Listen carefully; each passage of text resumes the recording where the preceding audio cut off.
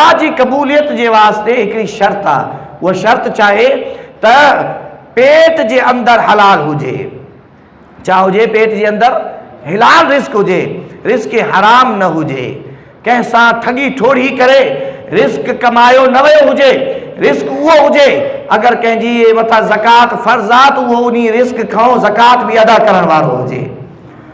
उहो रिस्क हुजे जेको सचाई सां कमायो वियो हुजे, हर रिश्वत जी कमाई न हुजे, मुसलमाननि खे धोखो ॾेई करे माल कमायो न वियो हुजे, ऐं उहो माल अगर इंसान जे पेट जे अंदरि आहे, यानी जेके हराम चयो वेंदो आहे, त पोइ पेट जे अंदरि इहो माल यकीन ॼाणो ऐं इहे लुक़मा पोइ भली कोई शख़्स इफ़्तार जी महल दुआ करे मगर इन जी दुआ क़बूल न थींदी।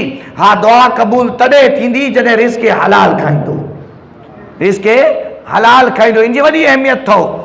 कूफा जे अंदरि तारीख़ निगारनि लिखियो आहे कि कूफा जे अंदरि हिकिड़ी अहिड़ी जमात हुई कि जेॾी महिल कोई हाकिम उते ईंदो हो ऐं उहो अगरि ज़ालिम हूंदो हो, जाबिर हूंदो हो, त उहा जमात हथ खणंदी हुई त अल्लाह तबारक व तआला उन ज़ालिम ऐं जाबिर खां कूफा वारनि खे निजात अता फरमाए छॾींदो हो। जंहिं महिल हिते हज्जाज बिन यूसुफ खे यानी हिते गवर्नर थियो ऐं हिते हाकिम थी करे आयो त उनखे मालूम थियो त हिते हिकिड़ी नेक जमात आहे जेका हुकुमराननि जे ख़िलाफ़ दुआ कंदी आहे।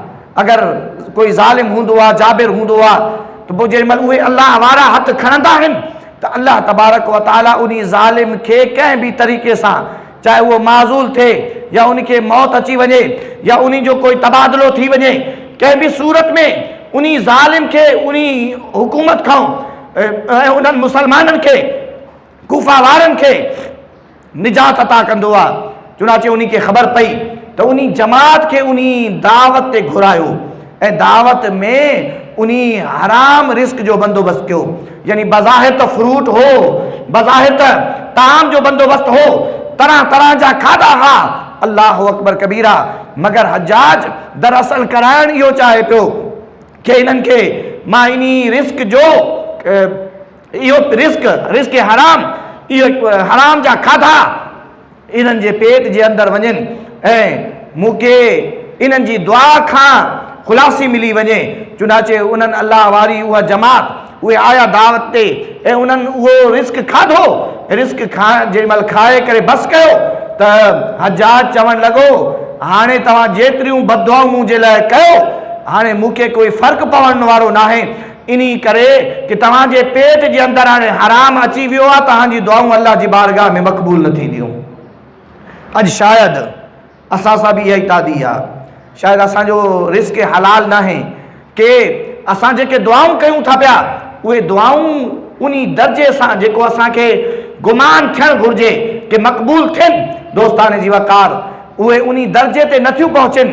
यादि रहे कि हर दुआ क़बूल थींदी आहे, हर दुआ क़बूल थींदी आहे। मां तव्हांखे मायूस करणु नथो चाहियां, मगर चाहियो था कि दुआ जो रिज़ल्ट तव्हांखे दुनिया जे अंदरि बि मिले ऐं उन जो आख़िरत में भी अजर मिले।